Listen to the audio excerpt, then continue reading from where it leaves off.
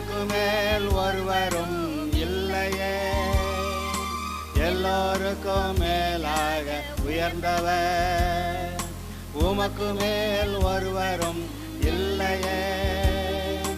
அல்லேலூயா அல்லேலூயா அல்லேலூயா ஆமென். அல்லேலூயா அல்லேலூயா அல்லேலூயா ஆமென். ஒருவரால் சிருஷ்டிக்கப்படாமலே தாமாக என்றென்றும் இருப்பவர். இப்பொழுதும் கூட கர்த்தர் இஸ்ரவேலுக்கு பாலும் தேனும் ஓடுகிறதும் நலமும் விசாலமான தேசத்தை கொடுப்பதற்காக எகிப்து தேசத்திலிருந்து பார்வோனுடைய அடிமைத்தனத்திலிருந்து விடுதலையாக்கி கொண்டு வந்தார்.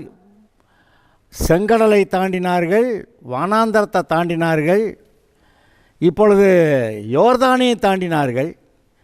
யோர்தானை தாண்டின பிறகு ஒவ்வொரு பட்டணத்துலையாக யுத்தம் பண்ணி அதை பிடிச்சு அதில் இஸ்ரவேலர் குடியேறணும். ஆனால் எரிகோ கோட்டை ஜெயித்த இஸ்ரவேலர் அவங்க ஒன்றும் பெரிய ஜெயம்னா என்ன, கோட்டை அது பாட்டுக்கு விழுந்துருச்சு. ஆனால் அங்கே இருந்த யுத்த வீரர்கள்லாம் கூட யுத்தம் பண்ணியிருப்பாங்க, அவங்கள ஜெயித்திருக்கிறாங்க. அது எல்லாவற்றையும் அங்கே இருந்த காரியங்களை நன்மைகளை பெற்றுக்கொண்டார்கள். ஆனால் அதுக்கப்புறமா ஒரு சம்பவம் சொல்லப்படுகிறது. இந்த யோசுவா என்ன சொல்லியிருந்தான், அந்த பட்டணத்தை பிடிக்கிறப்ப அந்த சாபத்தீடானதில் எதுவும் எடுக்கக்கூடாது, சாபத்தீடானதில் ஏதாயிலும் எடுத்துக்கொள்கிறதுனாலே நீங்கள் சாபத்தீடாகாதபடிக்கும் இஸ்ரவேல் பாளையத்தை சாபத்தீடாக்கி அதை கலங்க பண்ணாதபடிக்கும் நீங்கள் சாபத்தீடானதற்கு மாத்திரம் எச்சரிக்கையாக இருங்கள். அங்கே இருக்க பொன் வெள்ளி விளையாடப்பட்ட பொருள் எறும்பு வெங்கலத்தில் செஞ்ச எதையும் எடுக்காதீங்க.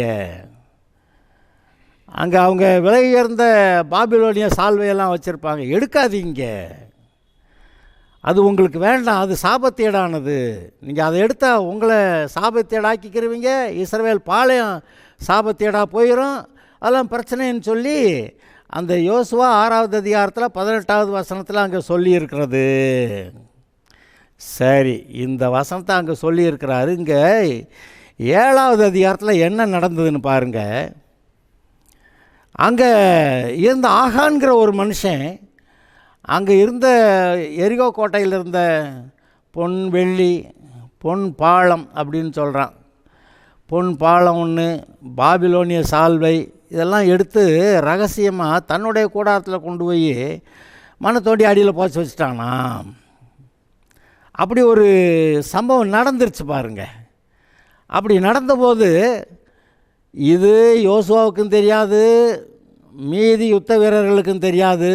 இது மாத்திரம் தனியாக எடுத்து அவனுடைய சொந்த கூடாரத்தில், அவன் குடியிருக்க அந்த தங்கியிருக்க கூடாரத்தில் அவன் புதைச்சி வச்சுட்டான்.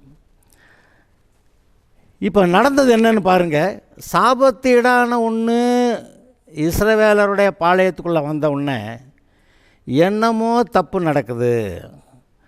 நம்முடைய வாழ்க்கையிலையும் சாபத்தீடானது ஏதாவது உள்ளே நுழைய நாம் இடம் கொடுப்போமானால் அது நமக்கும் பிரச்சனை தானே. அது ஒரு போதனையாக இங்கே இருக்கிறது, திருஷ்டாந்தமாய் எழுதப்பட்டிருக்கிறது, அதாவது எடுத்துக்காட்டாக எழுதப்பட்டிருக்கிறது. இதை நாம் வாசிப்போம். இதில் நமக்கு ஒரு போதனை இருக்கிறத இதை நாம் பெற்றுக்கொள்ளலாம். இஸ்ரவேல் புத்திரர் சாபத்தீடானதிலே துரோகம் பண்ணினார்கள். எப்படியெனில் யூதா கோத்திரத்து சேராகுடைய குமாரனாகிய சப்தியின் மகன் கர்மிக்கு பிறந்த ஆகான் என்பவன் சாபத்தீடானதிலே சிலதை எடுத்துக்கொண்டான். ஆகையால் இஸ்ரவேல் புத்திரர் மேல் கர்த்தருடைய கோபம் உண்டது. நீங்கள் கேட்பீங்க, ஒருத்தன் செஞ்ச பாவத்துக்கு மீது எல்லாருக்கும் பாடா அப்படின்னு நீங்கள் நினைக்கலாம். ஆனால் அது கார்ப்பரேட்டாக அன்றைக்கி அது அப்படி இருந்திருக்கு. ஏன்னா ஒரே தலைமையில் கர்த்தர், யோசுவாவோடைய வார்த்தையின்படி அங்கே மக்கள் செய்யணும். அப்படி செஞ்சால் தான் சரி. ஒருத்தர் தப்பாக செஞ்சால் அதுக்கான தண்டனை வருது. அப்போ அவன் தண்டிக்கப்படுறது மாத்திரமில்லை, அவன் தண்டிக்கப்படாமல் விட்டால் மீதி இருக்க ஆட்களுக்கும் ரொம்ப திணக்கம் துளிர் விட்டு போயிடும். அதனால் அங்கே நியாயத்தீர்ப்பை கர்த்தர் நிறைவேற்றதை நீங்கள் பார்க்குறீங்க. யோசுவா எரியோவிலிருந்து பெத்தேலுக்கு கிழக்கே பெத்தாவோன் சமீபமாக இருக்கிற ஆயி பட்டணத்துக்கு போகும்படி ஆட்களை அனுப்பி நீங்கள் போய் அந்த நாட்டை வேவு பாருங்கள் என்றான். அந்த மனுஷர் போய் ஆயியை வேவு பார்த்து யோசுவா இடத்துல திரும்பி வந்து அவனை நோக்கி, ஜனங்கள் எல்லாரும் போக வேண்டியதில்லை, ஏறக்குறைய 2000-3000 பேர் போய் ஆயியை முறியடிக்கலாம், எல்லா ஜனங்களும் அங்கே போகும்படி வருத்தப்படுத்த வேண்டியதில்லை, அவர்கள் கொஞ்சம் பேர் தான் என்றார்கள். போய் பார்த்துட்டாங்க, கொஞ்சம் பேர் தான், 2000-3000 பேர் போனால் போதும், எல்லாரையும் போட்டு ஆள்ட்ட வேண்டியதில்லை. கரெக்டு தான். அப்படியே ஜனங்களில் ஏறக்குறைய 3000 பேர் அவ்விடத்திற்கு போனார்கள். ஆனாலும் அவர்கள் ஆயின் மனுஷருக்கு முன்பாக முறிந்தோடினார்கள். ஆயின் மனுஷர் அவர்கள் ஏறக்குறைய 36 பேரை வெட்டி போட்டார்கள். இஸ்ரவேலரில் 36 பேரை பாவம் செஞ்சேன் ஒருத்தன், இப்போ செத்தது 36 பேர். இதுக்கெல்லாம் என்ன பாஸ்டர், இதெல்லாம் சரிதானா? நான் சொல்கிறேன் நான் என்னன்னு. ஓகே, பட்டண வாசலில் வெளியில் துவக்கி செபாரி மட்டும் அவர்களை துரத்தி மலையிறக்கத்திலே அவர்களை வெட்டினார்கள். ஜனங்களின் இருதயம் கரைந்து தண்ணீராய் போயிற்று. அந்த சாபத்தீடானதில் எடுத்துக்கிறாத, எடுத்த இஸ்ரவேலரை கலங்க பண்ணிடுவேன், அதெல்லாம் செஞ்சிடாதேன்னு சொன்னால் ஒருத்தன் செய்கிறான். அப்பொழுது யோசுவா தன் வஸ்திரங்களை கிழித்து கொண்டு அவனும் இஸ்ரவேல் மூப்பரும் சாயங்காலம் மட்டும் கர்த்தருடைய பெட்டிக்கு முன்பாக தரையிலே மூங்குப்புற விழுந்து தங்கள் தலைகள் மேல் புழுதியை போட்டுக்கொண்டு கிடந்தார்கள். ஜெயமான ஆர்ப்பரிப்பு எங்கே இருக்குது, இங்கே புழுதியை போட்டுக்கிட்டு அங்கே படுத்து கிடக்கிறது எப்படி இருக்குது? யோசுவா, கர்த்தராகிய ஆண்டவரே, எங்களை அழிக்கும்படிக்கு எமோரியர் கையில் ஒப்பு கொடுப்பதற்காகவா தேவரீர் இந்த ஜனத்தை யோர்தானை கடக்க பண்ணினீர்? நாங்கள் யோர்தானுக்கு அப்புறத்திலே மன திருப்தியாக இருந்து விட்டோமானால் நலமாக இருக்கும். இவனு சொல்கிறேன், நாங்கள் அங்கிட்டே இருந்திருந்தால் நல்லாயிருக்கும். ஆண்டவரே, இஸ்ரவேலர் தங்கள் சத்துருக்களுக்கு முதுகை காட்டினார்கள். இப்பொழுது நான் என்ன சொல்லுவேன்? கானானியரும் தேசத்து குடிகள் யாவரும் இதை கேட்டு எங்களை வளைந்து கொண்டு எங்கள் பேரை பூமியில் இராதபடிக்கு வேறற்று போக பண்ணுவார்களே, அப்பொழுது உமது மகத்தான நாமத்துக்கு என்ன செய்வீர்? எங்களெல்லாம் கொண்டுருவாங்க, அப்போ நீர் என்ன செய்ய போகிறீர்? அப்பொழுது கர்த்தர் யோசுவாவை நோக்கி, எழுந்திரு, நீ இப்படி மூங்குப்புற விழுந்து கிடக்கிறது என்ன? இஸ்ரவேலர் பாவம் செய்தார்கள், நான் அவர்களுக்கு கட்டளையிட்ட என் உடன்படிக்கையை மீறினார்கள், சாபத்தேடானதில் எடுத்துக்கொண்டதும் களவு செய்ததும் வஞ்சித்ததும் தங்கள் பண்டம்பாடிகளுக்குள்ளே வைத்ததும் உண்டே. பெரிய சிஐடி சொன்ன மாதிரி கரெக்டாக சொல்லிவிட்டார். ஆதலால் இஸ்ரவேல் புத்திரர் தங்கள் சத்துருக்களுக்கு முன்பாக நிற்கக்கூடாமல் தங்கள் சத்துருக்களுக்கு முதுகை காட்டினார்கள். அவர்கள் சாபத்தீடானார்கள். நீங்கள் சாபத்தீடானதை உங்கள் நடுவிலிருந்து நிக்கிரகம் பண்ணாவிட்டால் இனி உங்களோடு இரேன். சாபத்தீடான எடுத்து வெளியே தூக்கி போட்டு, இல்லாட்டி உங்க கூட இருக்க மாட்டேன்றார். நமக்கு தான் நம்ம வாழ்க்கையில் நம்ம வீட்டில் தகாத விதமாக சம்பாதிச்ச என்னமாவது இருக்கா? கர்த்தருடைய பிள்ளையோட வீட்டுக்குள்ளே வரக்கூடாத அந்த தீட்டான எதுவும் இருக்கா? அண்ட் அபாமினேஷன், அருவருப்பான, கர்த்தருடைய பார்வையில் அருவருப்பான ஏதாவது நம்ம வீட்டில் இருக்கா? அதை நம்ம வச்சுக்கிட்டு இருக்கோமா? அது நல்லதுன்னு நினச்சிக்கிட்டு இருக்கோமா? அழகுன்னு நினச்சிக்கிட்டு இருக்கிறோமா? விலை உயர்ந்ததுன்னு நினைக்கிறோமா? நீங்கள் என்ன நினச்சாலும் சரி, சாபத்தீடானது எதுவாயிலும் உங்களோட இருக்கா, உள்ளே இருக்கா? அப்படி இருந்தால் இவர் சொல்கிறார், நான் உங்களோட இருக்க மாட்டேன், நான் உங்களோடு கூட இனி இரேன். எழுந்திரு, ஜனங்களை பரிசுத்தம் பண்ணி சொல்ல வேண்டியது என்னவென்றால், நாளைய தினத்துக்கு உங்களை பரிசுத்தம் பண்ணி கொள்ளுங்கள். இஸ்ரவேலரே, சாபத்தீடானது உங்கள் நடுவே இருக்கிறது. நீங்கள் சாபத்தீடானதை உங்கள் நடுவிலிருந்து விலக்காதிருக்க மட்டும் நீங்கள் உங்கள் சத்துருக்களுக்கு முன்பாக நிற்கக்கூடாது என்று இஸ்ரவேலின் தேவனாகிய கர்த்தர் சொல்லுகிறார். சாபத்தீடானது உள்ளே இருக்கியா, அதை நீ நீக்க வரைக்கும் கர்த்தர் உங்களோட கூட இருக்க மாட்டார். நீங்கள் சத்துருக்கள் முன்பாக எடுத்து நிற்க முடியாது. காலையிலே நீங்கள் கோத்திரமாய் வர வேண்டும். அப்பொழுது கர்த்தர் குறிக்கிற கோத்திரம் வம்சமாய் வர வேண்டும். கர்த்தர் குறிக்கிற வம்சம் குடும்பமாய் வர வேண்டும். கர்த்தர் குறிக்கிற குடும்பம் பேராய் வர வேண்டும் என்று சொல். யார் எங்கே பாவம் இருக்குது, எங்கே சாபம் இருக்குதுன்னு சொல்ல வர்றார். 12 கோத்திரத்துக்கு முதல்ல 12 பேர் முதல்ல அதில் ஏதோ ஒரு கோத்திரத்துக்காரன், அப்புறம் அந்த கோத்திரத்தை சொன்னால் அதில் வம்சம் வா அப்படின்னு. அந்த வம்சமாக வந்தால் அப்புறம் அந்த குடும்பமாக வா அப்படின்னு கர்த்தர் சொல்கிறார். அப்பொழுது சாபத்தேடானதை எடுத்தவனாய் கண்டுபிடிக்கப்படுகிறவன் கர்த்தரின் உடன்படிக்கையை மீறி இஸ்ரவேலில் மதிகேடான காரியத்தை செய்தபடியால். என்னது மதிகேடான காரியம்? அவனுக்குள்ள யாவும் அக்கினியால் சுட்டரிக்கப்பட கடவுது. அவனையும் குடும்பம் வீட்டார் எல்லாத்தையும் சுட்டு எரிச்சிருன்னு. இதுனா ஆண்டவரே பெரிய கொடுமையான தண்டனையாக இருக்குது. ஆனால் அதை நிமித்தம் இஸ்ரவேலர் பாளையம் தீட்டாகலாமா? கர்த்தர் வர முடியாத அளவுக்கு அது தீட்டாக போயிடலாமா? தீட்டுனா அசுத்தங்கள். கர்த்தர் நுழைய முடியாத அளவுக்கு அஸ்தமாகலாமா? அப்படி நம்ம அஸ்தமான இடத்துல நம்ம குடியிருக்கிறதா? கர்த்தர் இல்லாத வாழ்க்கையை நம்ம வாழ்கிறதா? இன்றைக்கு நம்மளுடைய வாழ்க்கையை யோசித்து பார்ப்போம். கர்த்தர் நம்ம கூட இருக்கிறாரா, இல்லை ஒதுங்கி நிற்கிறாரா? எல்லாம் நமக்குள்ளே சரியாக இருக்கா, இல்லை தீட்டுகள் எதுவும் நமக்குள்ளே இருக்கா? நிதானித்து பார்த்து நம்முடைய இருதயத்தை சரி பண்ண வேண்டிய நேரம் இது. யோசுவா அதிகாலமே எழுந்திருந்து இஸ்ரவேலரை கோத்திரமாய் வர பண்ணினான். அப்பொழுது யூதாவின் கோத்திரம் குறிக்கப்பட்டது. யூதா மாட்டிக்கிட்டான். அவன் யூதாவின் வம்சங்களை வர பண்ணும்போது சேராயின் வம்சம் குறிக்கப்பட்டது. அவன் சேராயின் வம்சத்தை பேராக வர பண்ணின போது சப்தி குறிக்கப்பட்டான். எவ்வளோ லேசாக கண்டுபிடிச்சிட்டாரு. கோத்திரமாவா, அப்புறமேல் வம்சமாவா, அப்புறம் குடும்பமாவா, அப்புறம் அவங்களெல்லாம் அந்த குடும்பத்தில் இருந்து இருக்கிற எல்லாரும் வா அப்படின்னா சப்தி குறிக்கப்பட்டான்.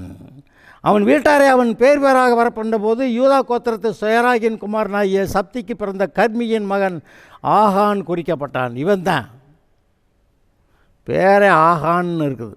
இந்த ஆகாதவங்க பேரெல்லாம் வைக்கவும் கூடாதுன்னு நினைக்கிறேன். அப்பொழுது யோசுவா ஆகானை நோக்கி, மகனே, நீ இப்பொழுது இஸ்ரவேலின் தேவனாகிய கர்த்தரை மகிமைப்படுத்து. அவருக்கு முன்பாக அறிக்கை பண்ணி நீ செய்ததை எனக்கு சொல்லு, அதை எனக்கு ஒழிக்காதே என்றான். இவர் கர்த்தர் கண்டுபிடிச்சார். இப்போ இது உங்ககிட்ட வரைக்கும் வந்துருச்சுன்னு சொல்கிறாரு. இப்போவும் கர்த்தருக்கு மகிமைப்படுத்தி செலுத்து, நீ என்ன செஞ்சேன்னு சொல்லு.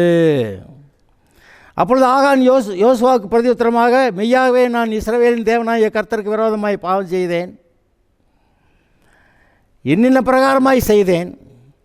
கொள்ளையிலே நேர்த்தியான ஒரு பாபிலோனிய சால்வையும், ஒரு போர்வை, நல்ல போர்வை, பாபிலோனிய சால்வையும், அதாவது அந்த காலத்தில் பாபிலோனிய சால்வைனா ரொம்ப ஃபேமஸ் போல், விலை உயர்ந்தது போல், பல நாடுகளில் போய் விற்கும் போல், எல்லார்ட்டையும் நல்ல பேர் வாங்கின சால்வை அது. நேர்த்தியான பாபிலோனிய சால்வையும் 200 சேக்கல் வெள்ளி, 200 சேக்கல் வெள்ளி, 50 சேக்கல் நிறையான ஒரு பொன் பாலத்தையும் நான் கண்டு அவைகளை இச்சியாதிருப்பாயாக, இப்போ இச்சித்து எடுத்துக்கொண்டேன். இதோ அவைகள் என் கூடாரத்தின் மத்தியிலே பூமிக்குள் புதைத்திருக்கிறது. வெள்ளி அதன் அடியில் இருக்கிறது. அடியில் வெள்ளியை போட்டு அதுக்கு மேலே சால்வையை போட்டு மண்ணை போட்டு மூடி வச்சுருக்கிறான்.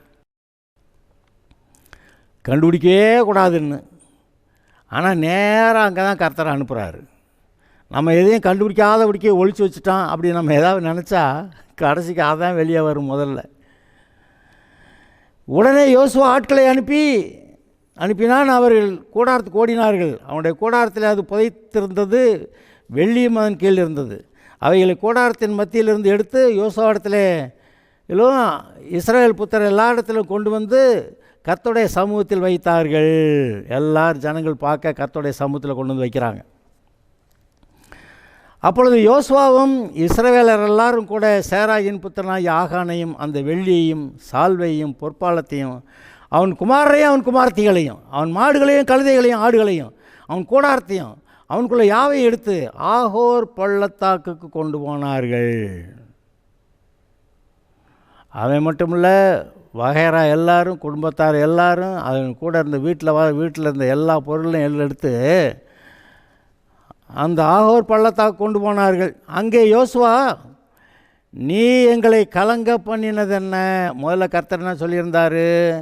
இந்த மாதிரிலாம் செஞ்சு இஸ்ரவேலரை கலங்க பண்ணாதபடிக்கு அப்படி சொல்லியிருந்தார். இப்போ இவன் ஒருத்தன் செஞ்சால் கடைசிக்கு இஸ்ரவேலர் எல்லாரும் கலங்கி போயிட்டாங்க. என்னென்னு கலங்குறாங்க? ஒரு தடவை தோத்துட்டது மட்டும் இல்லை, நாங்கள் ஒரு தடவை தோத்துட்டதை கண்டா சுற்றி இருக்க ஜனங்கள்லாம் வந்து எங்கள் மேலே யுத்தம் பண்ணி எங்களை எல்லாத்தையும் நிர்மூலம் பண்ணுவாங்களே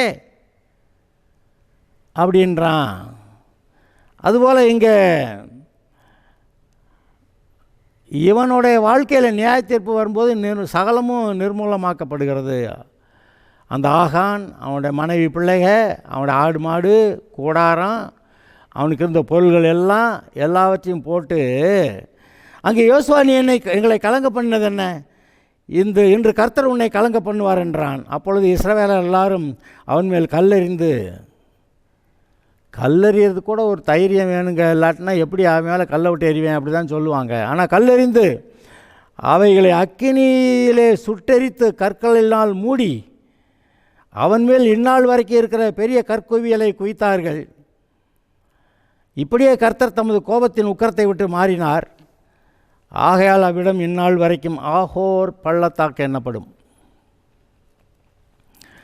இந்த பாவம் தீட்டு ஏதாவது நம்மக்கிட்ட இருந்தால் நம்ம தோற்று போவாங்கிறது உறுதி, அதில் ஒன்றும் சந்தேகம் இல்லை. ஆனால் அதுக்கப்புறம் இன்னொன்று இப்போ கர்த்தர் சொல்லிவிட்டார். அப்படி அந்த பாவம் செய்த அந்த ஆகானையும் குடும்பத்தையும் ஆடுகளையும் மாடுகளையும் அவனுக்குள்ளே எல்லாவற்றையும் வச்சு அந்த கல்லை விட்டு எரிஞ்சு அவங்கள கொன்று அவங்க மேலே கற்குவியில் குவிச்சு அவங்கள இன்னும் யாரும் எடுக்க முடியாது அந்த அளவுக்கு மூடி வச்சு விட்டார். அப்படி செய்தபோது கர்த்தர் தமது கோபத்தின் உக்கரத்தை விட்டு மாறினார். கர்த்தர் தமது கோபத்தின் உக்கரத்தை விட்டு மாறினார். கோபத்தோட உச்சியிலிருந்து இறங்கிட்டார், அப்படி தான் அர்த்தம். அப்போ இன்றைக்கு இங்கே இயேசுவானவர் கூட ஏன் சிலுவையில் அறையப்பட்டார்? கல்லெறிஞ்சு கொல்லப்படுகிறதை பார்க்கல மிக கொடூரமான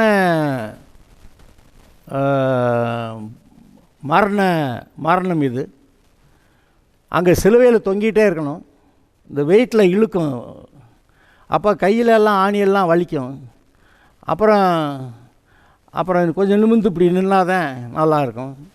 இப்படியே எவ்வளவு நேரம் கொடுமையான சிலுவை பாடுகள். அவ்வளவு பாடுகளை இயேசு சகித்த போது யாருக்கு? உங்களுக்காக, எனக்காக, உங்களுடைய பாவம் என்னுடைய பாவங்கள்லாம் போக்குறதுக்காக இயேசு பாடுபடுகிறார். பாவத்தின் சம்பளம் மரணம், அங்கே இயேசு பாடுபடுகிறார். அவர் பட்ட பாடுகளை பார்த்து தேவன் நம்மோட கூட இருந்த அந்த விரோதத்தை நீக்கி நம்மோட கூட சமாதானமாகிறாரு. அதாவது அவருடைய கோபம் தீரணுங்க. இப்போ மனுஷர் மேலே இருக்க கோபம் தீரணும். அப்போ கோபத்தை தீர்க்கறதுக்கு ஒரு ஆள் வேணும். அதுதான் இயேசுநாதர் வர்றாரு. அவங்க தண்டனையெல்லாம் நான் ஏற்றுக்கிறேன், அவங்களுக்காக நான் சாகிறேன் அப்படின்னு சொல்லி அவர் சிலுவைக்கு வர்றாரு. அப்போ கர்த்தருடைய கோபம் தீரணுமானா கோபத்தெல்லாம் எங்கேயாவது ஊற்றி விடணும். நானாக திடீர்னு கோபம் இல்லாமல் இருந்துக்கிட்டேன் இல்லை, அதுக்கப்புறம் ஆத்திரம் அங்கே உள்ளே இருக்க தானே செய்யும். ஆனால் நீங்கள் கேட்டிருக்கீங்களா, இந்த மாதிரி குற்றவாளியை போய் நான் மனசார அடித்தேன் அப்படின்னு சொல்லுவாங்கள்ல, மனசார அடித்தப்ப அவனுக்கு இருந்த கோபமெல்லாம் போயிடுது. அதுபோல் இயேசு கூட சிலுவையிலே தொங்கும்போது தன்னுடைய கோபத்தை அவர் மேல் ஊற்றி விட்டார். கோப ஆக்கினை அவர் மேல் ஊற்றப்பட்டது. தேவனுடைய கோப ஆக்கினை இயேசுவின் மேல் ஊற்றப்பட்டது.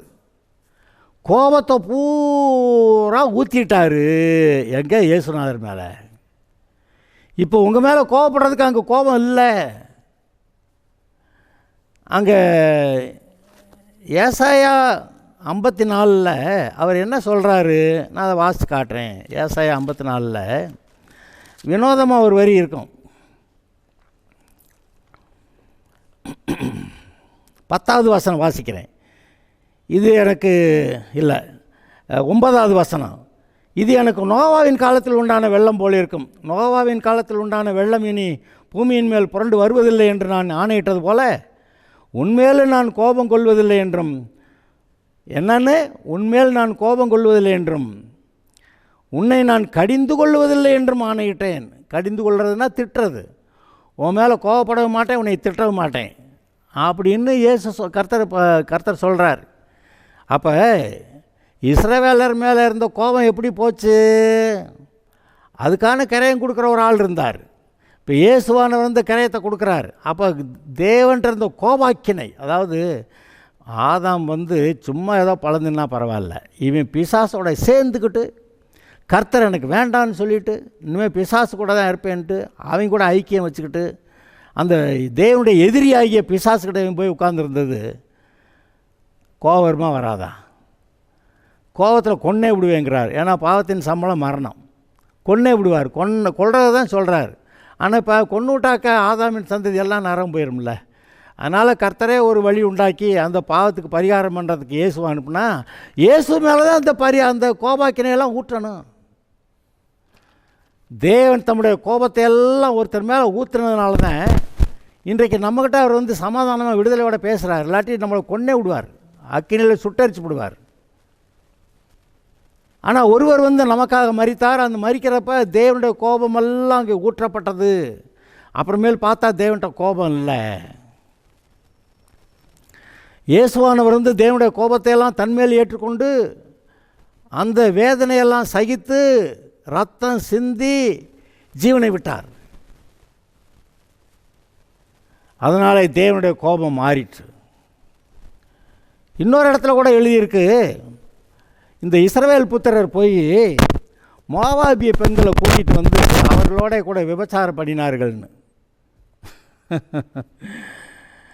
அது இந்த ஜாதிகளோட கலவாமல் தனித்து வாசமாயிருப்பார்கள் அப்படின்னு இஸ்ரவேலரை பற்றி கர்த்தர் சொன்னால், இவங்க பிலேயாமுடைய ஐடியாவை கேட்டு அந்த மோவாபிய பெண்கள் அழகாக இருக்காங்க அப்படின்னு சொல்லி அவங்க நம்ம கூட வந்து சரசம் பண்ண வருவாங்க, நீங்கள் அவங்கள ஏற்றுக்கங்கன்னெல்லாம் அவன் என்னத்தையே போச்சு விட்டு போயிட்டேன்.